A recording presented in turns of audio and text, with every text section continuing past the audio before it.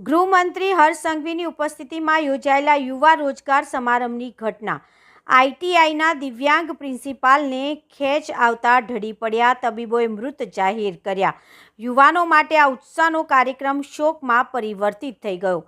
વડોદરા ખાતે ગૃહમંત્રી હર્ષ સંઘવીની ઉપસ્થિતિમાં યુવા રોજગાર અને કૌશલ્ય સશક્તિકરણ સમારંભ કાર્યક્રમનું આયોજન કરવામાં આવ્યું હતું. આઈટીઆઈના પ્રિન્સિપાલને અચાનક ખેંચ આવતા તેઓ ઢળી પડ્યા હતા. તેઓને તાત્કાલિક સારવાર અર્થે એસએસજી હોસ્પિટલ ખાતે ખસેડવામાં આવ્યા, જ્યાં તબીબોએ તેઓને મૃત જાહેર કરતા શોકનું મોજું ફરી વળ્યું હતું.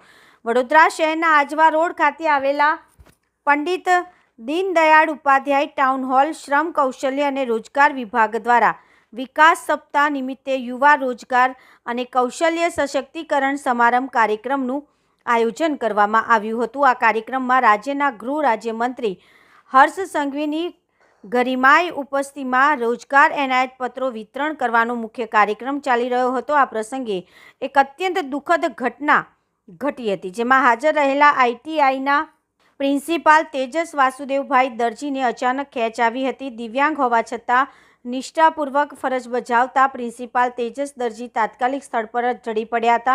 અણધારી ઘટનાના પગલે કાર્યક્રમમાં ઉપસ્થિત સૌ કોઈ સ્તબ્ધ થઈ ગયા હતા અને તુરંત જ તેમને સારવાર માટે વડોદરાની સૌથી મોટી સરકારી હોસ્પિટલ સયાજી હોસ્પિટલમાં ખસેડવામાં આવ્યા હતા. જોકે ત્યાંના તબીબોએ તેઓને મૃત જાહેર કર્યા હતા.